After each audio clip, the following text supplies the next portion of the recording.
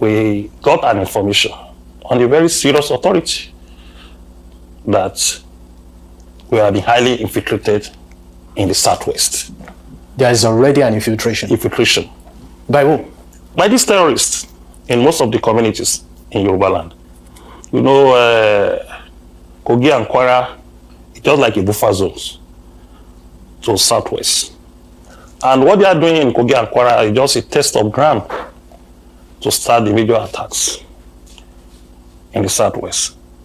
The information in our disposal is that they want to attack Oyo, Ekiti, Ondo, and Lagos State.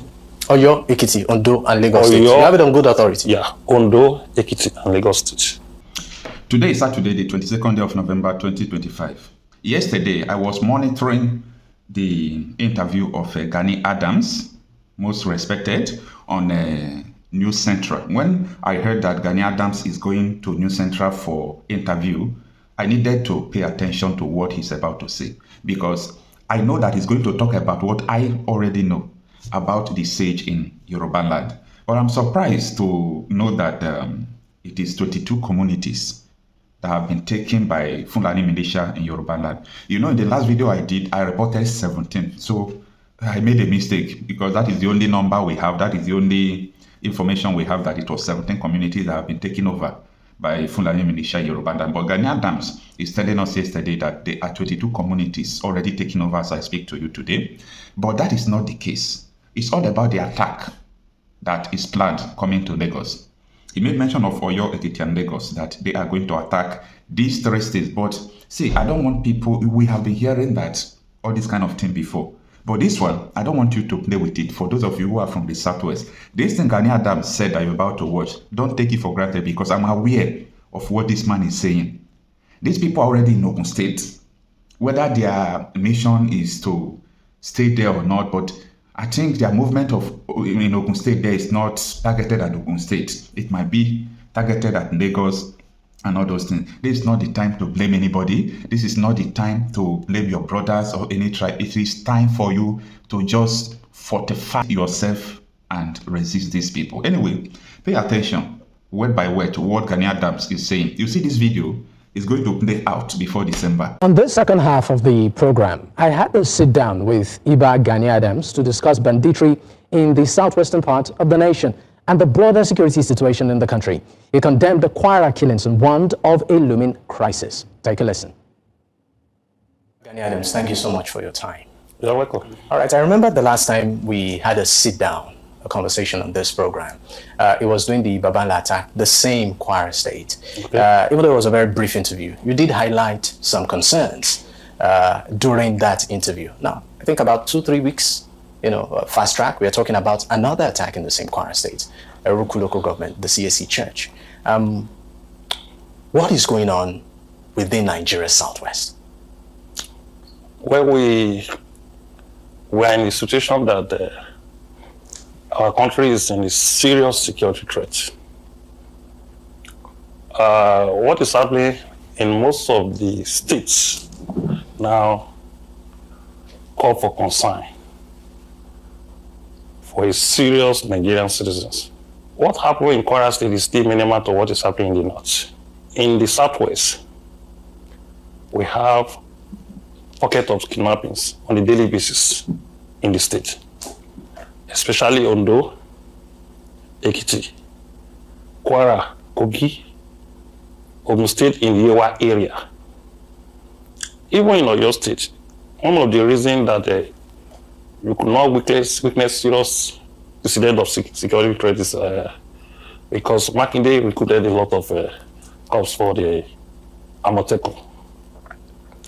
And the Eruku incident, that's not the first time that they were attacking that city, that community. It's not the first time? It's not the first time. From the information in my disposal, it's about 5 or 6 times. 5 or 6 times? Yeah. How come, we're just... It was just coincidental because of the light. Church. Because attack on the church. Because of the issue of Christian genocide from the throne. And what happened in Babangla, it's not only Babangla. The attack affected about 22 communities. and they were displaced. And at the end of the crisis, almost 36 people lost their life. Having the good authority that those Kwara State recruited for State Forest Guard, few of them, about 10 of them out of 36, they paid them 10 million naira. They paid 10 million naira to their family to compensate them. But what of the other people that did not belong to the security structure of the state were not being paid? And moreover, we hold a press conference on Tuesday. And what is the reason behind that press conference? We got an information on a very serious authority that we have been highly infiltrated in the Southwest. There is already an infiltration. Infiltration. By who? By these terrorists in most of the communities in Yorubaland. You know, Kogi and Kwara, it's just like a buffer zones to Southwest. And what they are doing in Kogi and Kwara is just a test of ground to start the major attacks in the Southwest. The information in our disposal is that they want to attack Oyo, Ekiti, Ondo, and Lagos State. Oyo, Ekiti, Ondo, and Lagos State. You have it on good authority. Yeah, Ondo, Ekiti, and Lagos State. Who are these people? Well, those are the people that you are seeing that are attacking various places in Nigeria. Are they of any particular, tribal extraction? Well, in some cases you call them bandits. In some cases you call them Fulani headmen. But when you are talking of international terrorist organization, we have ISIS and ISWAP in Nigeria. We have Boko Haram too. And the three name was just a popular name, but different pocket of groups break from those organizations. And I can tell you authoritatively that this thing is being coordinated by some foreigners. It goes beyond Nigerians. And one of the reasons behind this attack is three issues. It's religion motivated, it's economic motivated, and ethnicity is there. And different groups have their own way of target on the basis of their own ideology. When you see the crisis is flowing from the northeast to the northwest, north centers.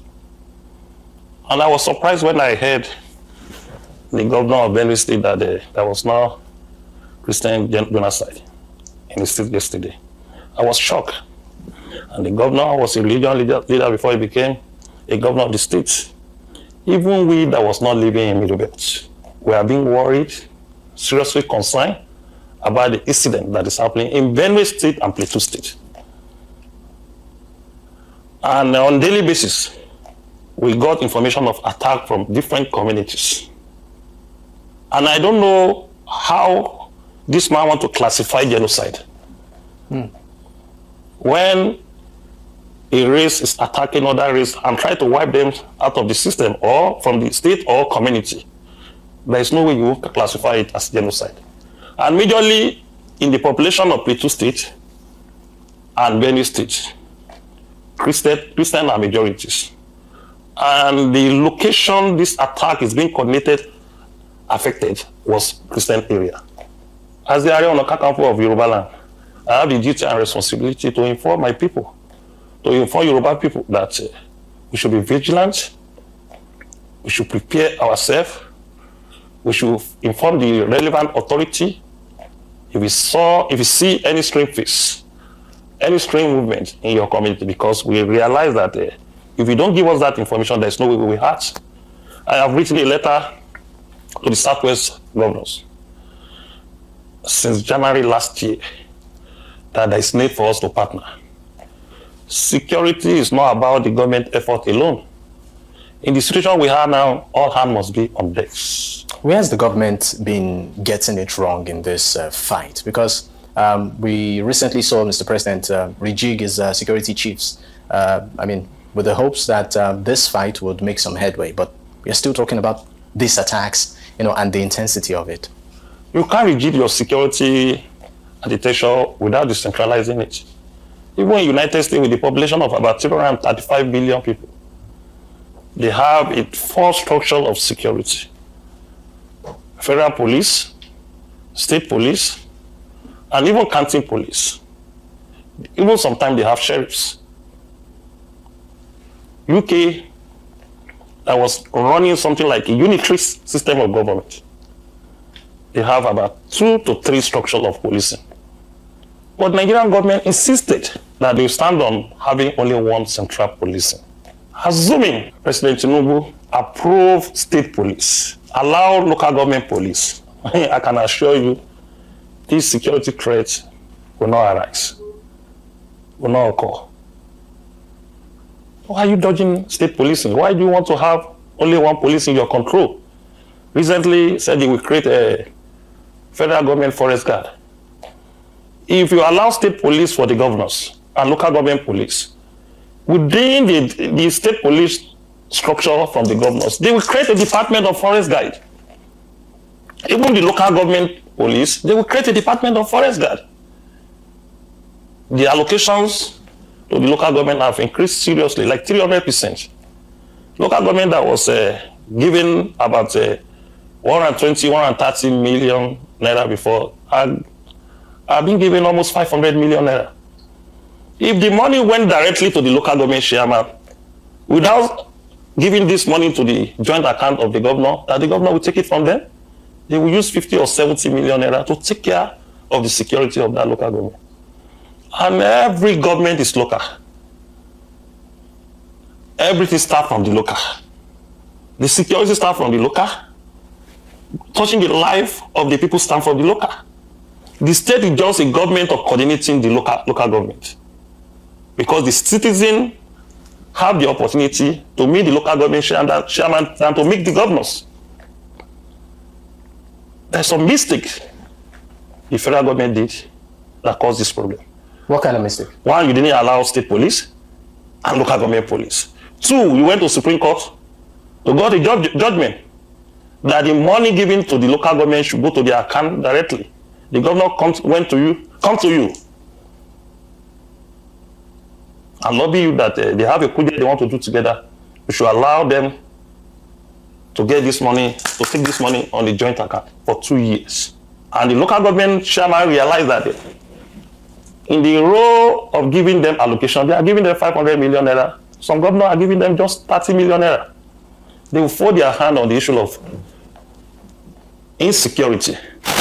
They won't even spend up to 2 million naira on this insecurity. But if they are getting their money 100%, the committee will sit down with them and arrange local vigilante to secure their environment. But what do you also make of some of this, particularly in some northern regions in Nigeria, where we are seeing some government officials, particularly at the local level, reaching some sort of peace pact with these bandits?